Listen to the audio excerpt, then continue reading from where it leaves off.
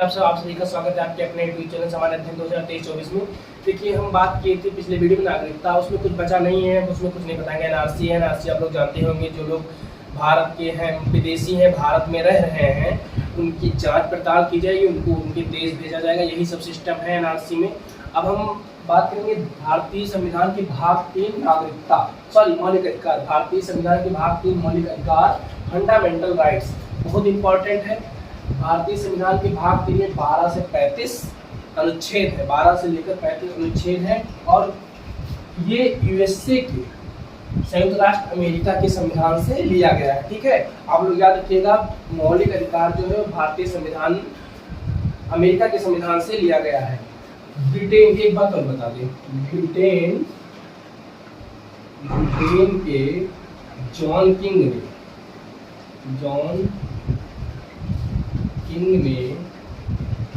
भारतीय संविधान के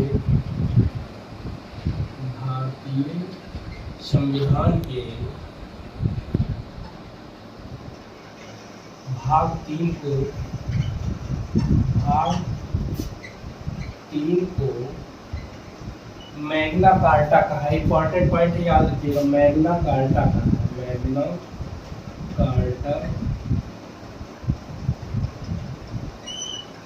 कहा है। देखिए, जो मौलिक अधिकार है यूएसए के संविधान से लिया गया है, ये बातें आपको समझनी चाहिए। ब्रिटेन के जॉन किंग ने भारतीय संविधान के भाग 3 को मैग्ना कार्टा कहा गया। यहाँ से भी प्रश्न आ सकते हैं, इसे भी आपको याद करना होगा। मौलिक अधिकार लिख देते हैं, लिखते चल रहे हैं। मौलिक अधिकार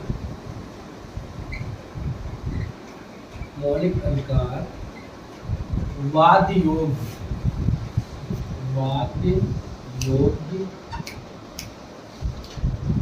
अर्थात प्रवर्तनीय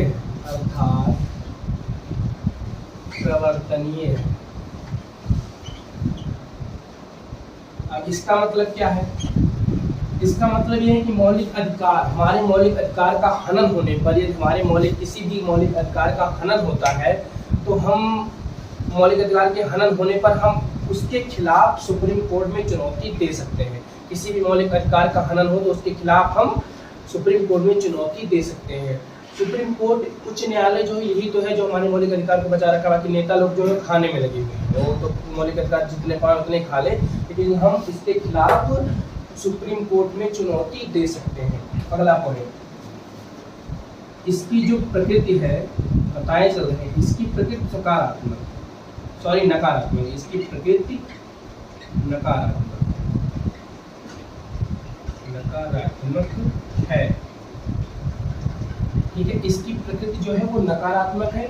मौलिक अधिकार सीमित, आपको याद रखना होगा, मौलिक अधिकार जो है सीमित, मौलिक अधिकार सीमित, मौलिक अधिकार हमारा जो है वो सीमित है। ठीक है, ये बातें आपको समझ में आई। अगला पॉइंट हम आपको बता रहे हैं, एक मिनट।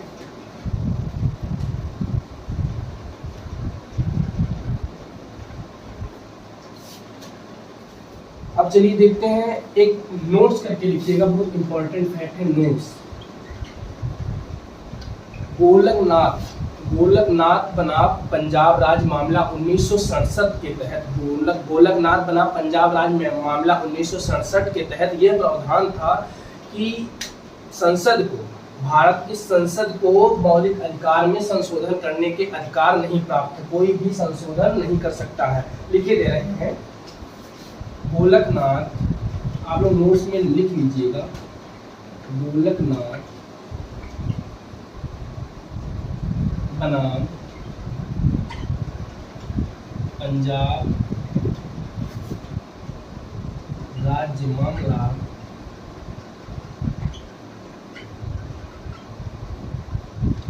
1967 के तहत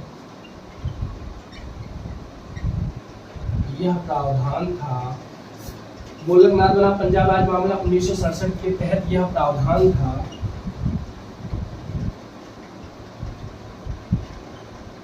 कि संसद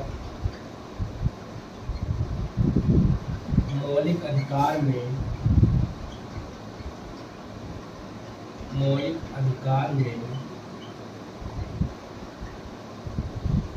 अधिकार में संशोधन नहीं कर सकती, मौलिक अधिकार में संशोधन नहीं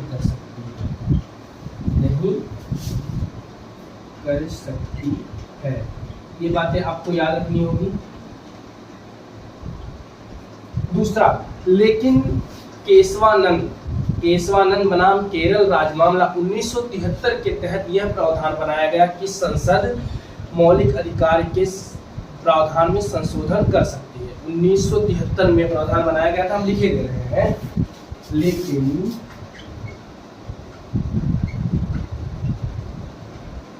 केशवानंद बनाम केरल राजमामला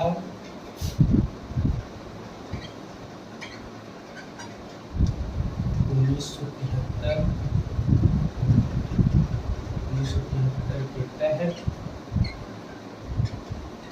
यह प्रावधान बनाया गया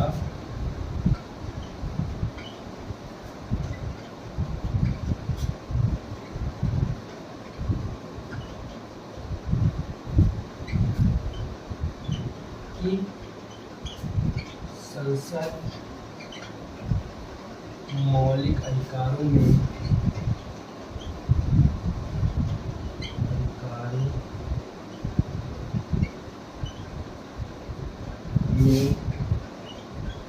संशोधन कर सकते हैं।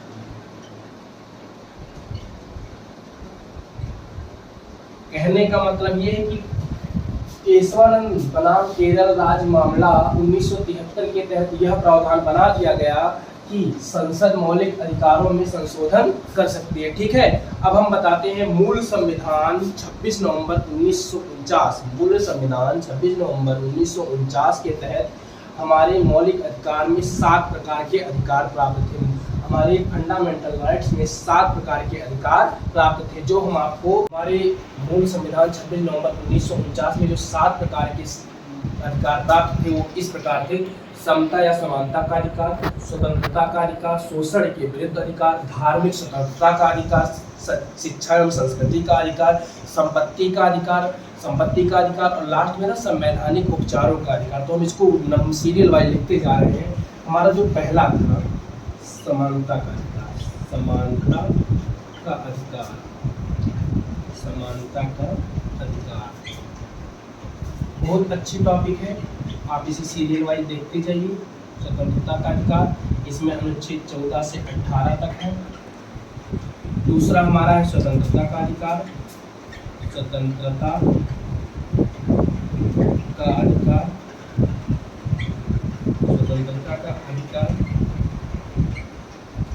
इसमें हमारा 19 से 22 है, आर्टिकल 19 से 22 है।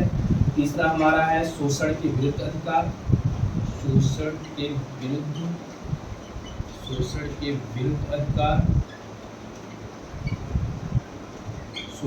विरुद्ध अधिकार, इसमें हमारा 23 से 24 है, आर्टिकल 23 से 24 है। चौथा है धार्मिक स्वतंत्रता का अधिकार,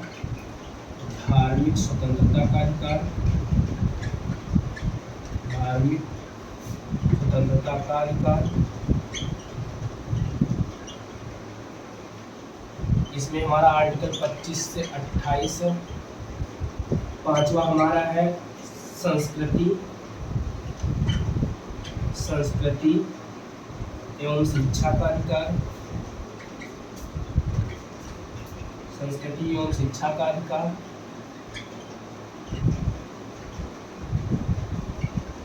इसमें आर्टिकल 29-30 है। छठवां हमारा है संपत्ति का अधिकार,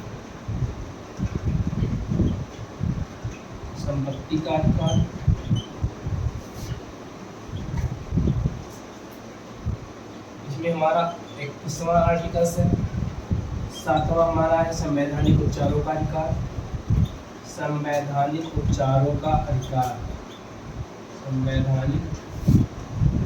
विचारों का अधिकार।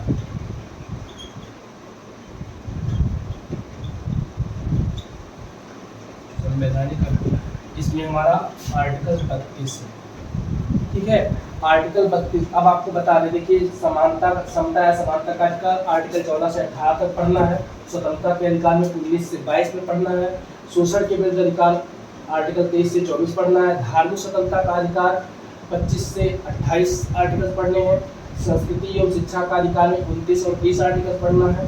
संपत्ति का अधिकार में 31वां बताते चले, 31वां निराश्रित मतलब ये कहने का मतलब ये है कि संपत्ति का अधिकार पहले था, संपत्ति का अधिकार था। अगर कोई आपकी संपत्ति को हनन करता है तो उसके खिलाफ हम सुप्रीम कोर्ट में चुनौती दे सकते हैं, लेकिन ये प्रावधान इस प्रकार से है कि सरकार यदि कोई काम कर रही है, जैसे एग्जाम्पल में बता दें, अगर ट्रेन की पटरी बन रही है और बीच में हमारी ज़मीन आ रही है तो उसके लिए अगर हम सुप्रीम कोर्ट में चुनौती देंगे तो सबकी ज़मीन पटती जाएगी, तो क्या ट्रेन की पटरी ट्रेन ही में ही बनेगी। इसीलिए संपत्ति का अधिकार निराशित करके यहीं पे बताते चल रहे हैं। भारतीय संविधान के भाग 12, भारतीय संविधान के भाग 12 300 के ए में रखा गया है, 300 के ए में रखा गया है। ये इंपॉर्टेंट टॉपिक है, याद रखिएगा। छठवां संपत्ति का अधिकार जो है वो आर्टिकल 31 से निकाल करके भारतीय संविधान के भाग 12 में 300 के ए में रख दिया गया है, ठीक है। संवैधानिक उपचार आपको पता है, ये आर्टिकल 32। इस और एक बात बता दें, इसका जो संशोधन हुआ था, संविधान संशोधन 48वां संविधान संशोधन, सॉरी 44वां संविधान संशोधन 1978 के तहत हुआ था। 44वां संविधान संशोधन 1978 में इसे कट कर दिया गया था।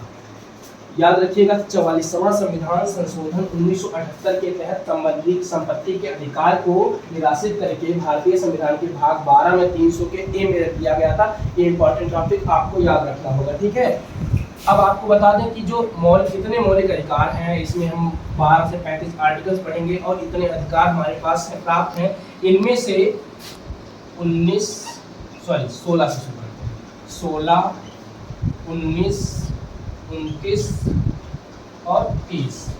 16, 19, 29, 30 ये जो आर्टिकल्स हैं 15, 16, सॉरी 15 वहाँ छूटा जा रहा है मुझसे, 15, 16, 19, 29 और 30 ये जो मौलिक अधिकार हैं ये सिर्फ भारतीय नागरिकों को ही प्राप्त है, विदेशियों को नहीं प्राप्त है। जो विदेशी भारत में रह रहे हैं उनको ये अधिकार नहीं प्राप्त हो सकते हैं, याद रखिएगा, इंपॉर्टेंट है। इसको स्टार लगा के आप लिख भी सकते हैं। क्रमशः 15, 16, 19, 29 और 30 हमारे जो मौलिक अधिकार हैं ये सिर्फ और सिर्फ भारतीय नागरिकों को ही प्राप्त है, ठीक है।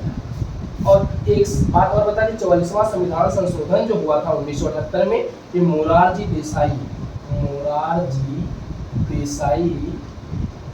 के नेतृत्व में हुआ था। उस समय उन्हीं की सरकार भारत में थी, ठीक है, मोरारजी देसाई की, ठीक है। 44वां संविधान संशोधन 1978 के तहत संपत्ति के अधिकार को निराशित करके भाग 12 के संविधान के भाग 12 के 300 के ए में रख दिया गया। ये बातें आपको समझनी चाहिए, ठीक है। अब हम कल बात करेंगे, हमारी आज की टॉपिक यही तक। कल हम बात करेंगे भाग 3 के महत्वपूर्ण अनुच्छेद। कल की क्लास बहुत इंपॉर्टेंट होने वाली है, आप लोग कल की क्लास मिस ना करें। इसी के साथ धन्यवाद, कल मिलते हैं अगले वीडियो में।